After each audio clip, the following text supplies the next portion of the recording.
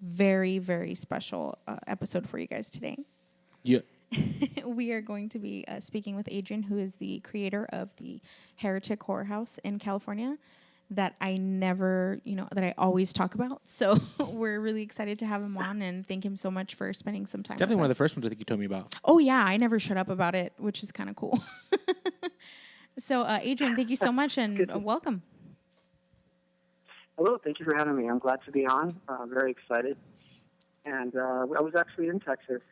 You guys are located in Texas, right? Yeah. We're in Corpus, kind of like South. It's like South Texas. Yeah, but it's kind of hard. We fluctuate from El Paso to Corpus, and Yeah. Texas is huge. So from El Paso's what, like maybe I would say like... It's the same distance from El Paso to where we are now as El Paso to LA. Yeah. So sometimes it's harder to get to certain things, even if it's in Texas, because it's really far. Yeah. I have family that lives in Katy and Houston, so wow. I went to visit. Cool. So it was really my first time. Yeah, it's an awesome city. That's Very cool. awesome. Yeah, we used to live there too. We used to live in Houston. Well, we were in Houston, but it was cool. Yeah, we lived in Houston for a little bit, but it's also a big city. But that's anytime you're in Texas, we'd love to get together maybe, and we'll drive out to you. But I'm super excited to speak with you. I'm almost like fangirling just a little bit because I've been looking into extreme haunts for a long time. I've yet to actually get to go do anything as fun as Heretic, but one day I'll get there. So can you maybe talk to us about the history of Heretic and how you got started? Yeah, how'd it start? Yeah, definitely. So I've been working in haunts for about 6 to 7 years out here in California. A lot of theme park and mainstream haunts like Knott's Berry Farm and Universal Studios. So my background is effects makeup, but I actually started doing security in haunts, which is very intense because it's a completely different world of haunts. So, you get a lot of inebriated people that come through. So that was my first introduction, was being security, and then I eventually became a monster and worked in production and then started doing effects. So I always wanted to start my own show. It just was always, it seemed so far. Like it's something that I if it happened, cool. I never thought it would actually be. I'm not where I'd be where I'm at now. So it's sort of surreal and such a blessing that I can actually be where I'm at now. But so as I was doing effects, I started to write down for a haunt that I wanted to do. And it was very traditional. It was actually far the opposite of an extreme haunt. So one day I actually visited you guys are familiar with Blackout. Oh, yeah. Yes. Haunted houses. They're very well known. And they first came to LA, I believe 3 or 4 years ago, if I'm not mistaken. And I had been through nothing like it. It completely blew my mind. And I loved it because it was way more intense than a traditional haunt. And again, just sort of planted a seed. So we had a friend of mine had passed. I post about this all the time. The origin of Heretic is actually based on a true story. And I had written the screenplay, and it sort of started out as a movie that we were going to shoot and pitch around. Never went anywhere, but one day I decided to get some actors and just put them in scenarios that they had no idea what was coming. So we would do a setup. You drive to this location. Here's a scene that it's going to take place. You're looking for a flashlight in a dark room type of thing. And then they had no idea what was going to come at them in the dark. And the response was really cool because my actors were completely frightened and terrified. Yeah, they had no idea. Because they had no idea. Yeah, it was completely just off the cuff and random. And it was at that point I was like, okay, I think this would make a really cool attraction, like an experience, to have a narrative that you don't really know the whole complete story to, but you're sort of thrusted into it just at random. Like being in a movie, just being thrown in the middle of a movie. You don't know what came before it. You don't know what's ahead, but it could be anything. So first thing I did was experiment on myself, which was pretty intense. That happened in 2012. And I got 3 close friends of mine, and I said, okay, let's write the scenario. I'm going to write the scenario out, and then you guys take away and add to it and just scare the hell out of me. And I said that they could go really far physically. And it was really intense. I got bruised and beaten up, and I kind of had to scale back a bit. But it was a little intense for me, and, I pushed it a little too far. So at that point, I curated, and I said, we're not going to do that extreme of an experience. So I started to do more narrative stuff, and we did our first beta test in 2013, which was really cool. It was in my house, completely reconstructed. I took apart my house, painted the walls black, which got me in major trouble. I ruined my house. I mean, my wife, who's also my co-creator, producer, and CEO of our company, was completely furious at the end of the night because it was just wrecked. But the response was really, really strong. And I had some heavy hitters go through my show. It was a makeup artist from Halloween Horror Nights, a screenwriter for a show called Masters of Horror. Oh, wow. And another guy and then another guy who worked on a John Carpenter movie. I love Masters of Horror. Mark's eyes lit up. Like, yeah. So I wanted to get like real horror feedback and see, these guys write it, and I wanted to get to see what they say about what I had created, and they loved it. So from then on, it just sort of spiraled into, something that was word of mouth. I remember doing our third show, and word had got to Vegas and San Diego, and it just started to spread, and it was really a joy for me that people were starting to hear about it. But then also it was like a lot of crazy people came out of the woodwork, which is interesting. wow. So that's sort of the history of Heretic. It began as a film initially that we just developed into this extreme experience. That's awesome. It's like you said, it's such a cool thing that you can do that. It's something you wanted to do and you thought it was so far out of reach, and like you're doing it. And if anything, probably now it's a lot harder because you guys are huge, and your shows. The last one you had sold out in I don't know how long, and how it sold out so quickly. It's intense. I put the tickets out, and I really every time it's like, okay, how many tickets are going to sell? We sold out in 20 seconds.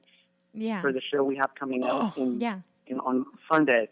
And I've sold out of our death passes, which were not cheap, but it pays for the whole year. And I really didn't expect them all to sell out, but they sold out within like 5 minutes. Oh my God. Which was, again, like my job on the floor, like just super appreciative of that. But then again, like we hope to take people places where they have no idea where they're going. A lot of our locations are real. And we're creating a sort of cinematic environment. So yeah, really cool experience for me. That's super rad. Can you tell us what this next experience is kind of like, or the one that was previous? Sure. The last one we did was a major show in March. I'll talk about that one first because that's actually one of our biggest shows. Sweet. Our guests were, and I can't divulge their names directly, but they were associated with a major superhero film that came out in the past 2 years. Damn. So it was our biggest client. It was for a show called The Cabin, and the concept here was, you pick 5 friends, and you drive out to 2 hours from LA into the woods, and you're going to check into a cabin, which is in a remote location, and wait out, and try to spend some calming time at first, and then at some point a horror movie is going to begin. And that one, it was an 8 to 9 hour experience, and in real time. And awesome. that for us was probably our biggest show. I can't divulge too much details about it, but I will say that we were the first. I think we're the first extreme haunt to have a pyro guy light himself on fire. And I saw which that. I posted on Facebook. Yeah. And the gag there was, because it was 5 friends, one of them was taken away from the group, and from a distance they see us pouring gasoline over the friend, which wasn't gasoline actually, it was just water. And then there's a switch out, and then they see their friend sort of quote unquote lit on fire. Whoa. So the reaction was really intense because they thought we had lit him on fire. This guy's running around just in flames. Oh my God. And it was a really good gag because they all freaked out. That was sort of one of the parts of the components of the climax of the experience. I can only imagine, and then it's probably wild for you guys because you're. I'm thinking about it. I'm over here like, damn. Yeah, Mark's are the kind of the semi-scaredy cat of our relationship. So every time we talk about stuff just like FYI, that. this whole thing was my idea. This whole podcast thing has been my idea since the start, but I just don't want to participate in anything. I want to know about everything, but I want to participate in nothing. And then when we talk about it even more so, I'm like, nope, not doing it. And I'm the one that's like, oh my God, they did this and and he's just like, no, like why? Why would you do that? And it's so interesting because I think you get to test your limits. Like, I mean, how many you can only watch? I know you love horror, but I feel like it's to the point where we've seen so many of the same scenarios and things like that. So why not put yourself in an actual scenario, like in a cabin? I think that's like, the why coolest would you thing. not want to do that? Yo, dog, we're dropping you in a horror movie. You're the one that's getting set on fire, though. No, heck no. I'm running. Yeah, that's awesome. And how do you guys deal with it kind of behind the scenes? Is it a little stressful for you, or do you kind of get to relax once it's kind of playing out, or not until after it's done? It is very stressful because especially in and out. I mean, everything behind the scenes is us really watching everything as it plays out to make sure everything runs smoothly. For that show, we had an EMT. I had medical people on staff just in case anything went wrong. We had so many things that we had to make sure that everything played out okay. It did. Luckily, everybody that we have on our team is professionals. They work either in film or in haunts, so that helps that we have that background, so that way we know to keep people safe. But it's pretty intense. I mean, I have to say that at one point during that show, I think a couple of my staff passed out just because we were so dehydrated and because we were just really overworked. But everything went smoothly. I'm glad that the guests didn't see the stress that we had. Yeah, but, right. I think with every show, there's a bit of a worry. You want to make sure everything plays out okay and nothing goes wrong. But that's part of it. That's part of the fun. I mean, when you work in film in these productions, the reason why we do it is for that. We get a different type of adrenaline rush, which is interesting. You have the people going through that are completely shot out. They're completely in this heightened state, and then us in the background the adrenaline's going just as much because we're like, is this guy gonna work? Is this gonna be okay? Yeah. So just two parallel worlds, sort of one, both anxious in a way. But it was great. Everything worked out smoothly. The show we have coming up on Sunday is really cool. It's sort of our off season, but it begins the season type of thing because our actual season show begins September 23rd and 24th. So this is a component of that. And we're actually going to be in a location which has a history to it. It was a holding cell for human trafficking, which was kind of bizarre. Wow. Oh, wow. Yeah, we did some scouting. And the weird thing is, and I can talk a little bit about this because for me it was really mind-blowing. We went in for one thing. We went into this theater that's above ground in this really nice building. And then the guy who owns the place goes, well, if you want me to show you another part of this building, we're going to go downstairs. And I'm like, okay. So we just figured, it was going to be a basement. But actually it was something a little different than we expected. It was a latch that led us underneath this really weird subterranean, it's sort of like a basement, but production facility. So it's a labyrinth. I mean, you could get lost in there. That's how big it is. Wow. And they were they were making, they were growing marijuana. So there's one area where you could still see everything that they had up.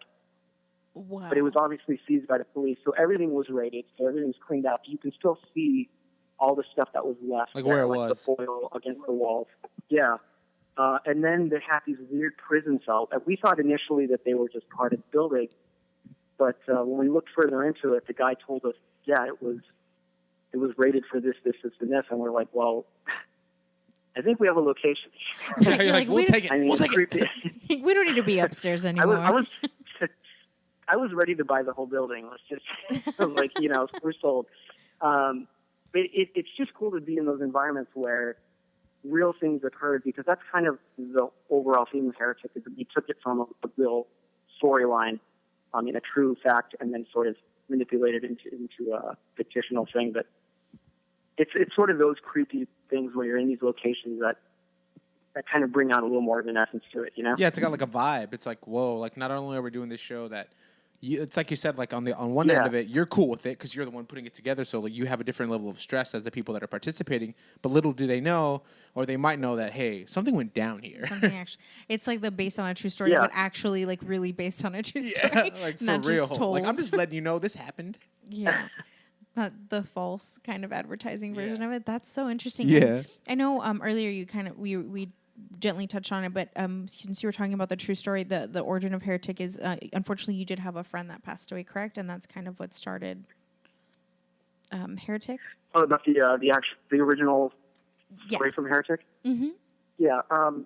So a while ago, a friend of mine, and this was years and years, maybe 15, 13 years ago, a friend of mine who we were really close friends. We both were writers. She went missing one day, and not to take every woman, it's going to take a morose turn, but they found her murdered. Her body was stuffed into a trash can, and they found all these weird markings on her, and they never caught her killers. It's just been sort of this unsolved case. Whoa. So, yeah, I mean, it's weird too because a couple of nights before, I had given her this short story, which was called Heretic, and I wrote this story that I was like, oh well, maybe one day I'll turn it into a book or something, which was a story about a girl who's really being followed and harassed by these demons, and that was the concept of the story. But when she was found, it was a little weird for all of us because we didn't know who had done this to her. I mean, we've been a pretty close circle of friends, so I didn't really, when I decided to adapt her story, I didn't really want to exploit it as much as honor her in a way that I've used some components of the original story that she read and just kind of wove in some bits of what happened to her. And the overall sort of theme of Heretic is this girl who has gone missing and is taken by this group of people who turn her into a deity, if you will. Sort of like weird underground cult. Wow. So that's sort of been the running theme of our shows, and every show is different. When it's involved in the Heretic mythos, it's sort of like watching a horror film. There's, like Saw, there's Saw 1 through 5, and they're all different, but they sort of have that thread that runs through all the movies. Yeah. And for Heretic, we have about 1 through 6 now. The 7th show is in September. That thread runs through all those as well. Her Wow, that's storyline awesome. runs through all those shows. Yeah, so if you've never been through, like, let's say Heretic 2, but you're coming through Heretic 6, it doesn't even matter that you haven't seen the other 3 or 4 shows. We'll still incorporate some of those elements from those previous shows. Oh, that's rad. So you have some kind of memory. A touch of it. Yeah, and there's people in my guest roster who have been through every show and catch all those nuances. And again, it's like watching those movies and going, "Oh, I remember that from the first one." That's awesome. Kind of like little Easter eggs, like to kind of remind them like of what they've been through, which I think is super cool. Well, I think that's super sick for like the season pass people. Yeah, they get to 'Cause it's see, like, they get yo. to experience Yeah. kind of everything that goes on. Now, if I'm not mistaken, I'm not sure if it's the next show, but I read something about starting at the end and then going back to the beginning. Is that correct? Yes, our next show, which is in September, the first there's two days to the show, and the first day is the reverse. So you go through the ending of the show. That's so cool. And now I can't divulge too much on, but it's No, sort of that's like okay. seeing a movie in reverse. It's sort of seeing a movie in reverse. So you're going to see the end first, and then and the next day you're going to go through the middle and then the beginning. That's such a So cool I wanted it to concept. be like this reverse process. Usually you go through a haunt, even if it's a traditional haunt, you go through the entrance, let's say it's a doorway, and you make your way through this labyrinth of a house, and then you end up exiting. Here it's the reverse. You're going through the end of it. So you get to see kind of the climax of it, and then you go through the beginning and the middle and the beginning, and it's going to have a completely different vibe to it, I think, by experiencing it backwards, which should be kind of cool for our guests. Wow, that's. I thought that was such a neat concept. Yeah, I that's think super it's so rad. Cool. And another question I had for you really quickly is, not only do you do Heretic, but you also have the Midnight Killer. Is that still something that's ongoing? Yes. that's sort of our again falls into our off-season category, but it's sort of like a different movie, produced by the same company, if you will, like a Blumhouse thing. So here, Midnight Killer is a slasher vibe. That's the awesome. first show was, the first show was November of 2014, and that show was really intense. It was meant to be more of a grindhouse movie, similar to like Texas Chainsaw Massacre or Maniac. So it had that 70s sort of vibe to it. That's awesome. But the point of view for that one is way different than the Heretic mythos. And we're actually on the third one now, which is going to be the final one in November. So it's only a trilogy, but the third one is going to be an all-female cast. Oh, that's And the best way I can describe it is American Psycho, but with a bunch of girls in it as the leads. And I know that they did an American Psycho 2, which didn't do so well, but I thought it was a cool concept. I think it was Mila Kunis. Yeah. It was, yeah. Yeah, it was. Yeah, it's a cool idea, and I think here I wanted to, because the men have been both of the main stars in Midnight Killer 1 and 2. The third one, it's sort of like you fell into a layer of female killers, which anything can go any which way with that. So hopefully it's a good show. I mean, a lot of people are looking forward to it. It's one of our more, I would say, raw and visceral shows, but that's a fun one to do. It's a completely different vibe than the other Heretic shows. Well, that's kind of cool because it gives you a different, a way to be, creative in a different sense without kind of maybe burning out or feeling like, oh, I don't want to really focus on this. I want to do. I can tell you concept. already that like I would never do it. Yes, you would. No, but I would definitely take Kristen, but I'd be like, nope, Right, I know. One day I'll be there soon, but yeah, it's such a cool concept. But think about, there's so much thought process that goes through it, and you guys have to put in countless hours. I can only imagine, and effort and money, and I can only imagine. It's a lifestyle. That's the biggest thing. When we talk to people about it, it's crazy to think that like where I work, I've talked to people about different things, whether it's tension or blackout or Heretic, and they know what it is. And it's kind of weird to be like, what? Yeah. Like, too? The guests that attend, and I was one of them at one point. I mean, now it's a completely different role I have, but in the beginning, that's all I was a fan of it, because it's sort of, I mean, everybody says it's like experiencing a horror movie, and it is, because it's putting yourself in a really vulnerable position. Totally different than a traditional haunt, which I still love, and I still work for traditional haunts. In fact, I work for the LA Haunted Hayride, which goes on out here every year. So those have a great sort of like, you get to see more theatrics. But here, with Blackout Intention and Alone, and with our show, it just really places you in a different role where anything can happen. Yeah. And it's frightening, and I'll be honest. I have to say, now doing it, I don't really put myself into these positions anymore. I think the last Blackout show I went to, or the last haunt I went to, was like 2 years ago.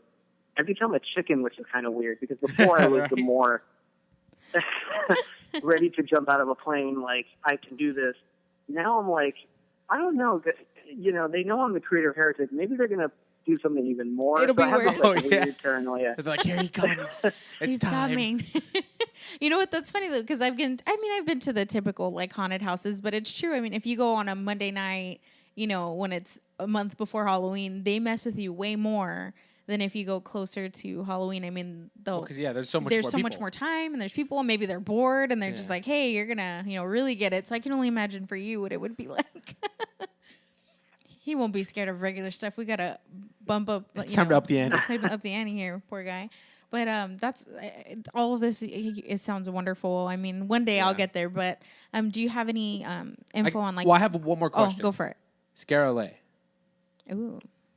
That's what. I'm sorry. What was the question? Oh, like what's going on with like Scare LA? Like when I was looking at like some old like videos of Heretic and whatever I could find, I thought it was really cool that there was like a mini walkthrough. At one of the years, yeah, we were there. I think one of the second year that Scare LA came to LA. I think that was 2013 or 2014. We had a little sort of mini experience, which was funny because we had actually there were other haunts there, so they actually came through our show, And I remember one of them. There's a show out here called Delusion, Yes. which is a very cool theatrical show. But those guys came through my show, and I remember they came out of the experience and they're like, "Whoa, dude! I don't know what I went through, but I'm not going to do that again." That's awesome. They were really scared and shaken up. But we had this sort of mini experience where you went into this black, really dark corner, and you just heard something breathing, and then immediately you're turned around and you face somebody, and then something from behind you grabs you. So it's just really sensory, messing with the senses a little bit. It was fun. That was probably our first exposure to dealing with the public. We had a line, and because our shows are so boutique, we're not used to dealing with like major lines. Yeah. Like some of the other traditional haunt sites. So we had to we have to, make sure that the line is going fast and people are not waiting long. So it was a really cool, different experience. And we have something coming up this year, which is going to be a mini walkthrough, which will be a little bit bigger than we've done. So looking forward to that. And I'm going to be on a panel on Sunday afternoon with Alone and the 13th Door and some of the other haunts out here, including Delusion. Yeah, I should saw be that. pretty cool. So. I think Delusion's coming back, so that's interesting. I'm telling you, it's bad. I know so much about all these haunts, and I've yet to do one, so it's terrible. But that's really, really cool. Hopefully, I'll be in California maybe in a few months, but we'll see. But do you have like any plans for Heretic that you see coming up here in the future? Yeah, well, I can talk to you guys. In fact, I'll break it here first. We are doing a show in the UK in April of next year. So you guys are the first people that I've broken this to, because we're going to announce it at Scare LA. I'm completely fine with you guys putting it out there because we've sort of been putting it out there already. Awesome. But it's what we're doing, and I can't go into full details because we haven't made the full announcement yet. But I'm going to say that if you were to take another show and our show and put them together and sort of say it's a versus type of experience, that's kind of what you're looking at Damn. to experience in the UK in 2017. It's sort of Heretic versus another show.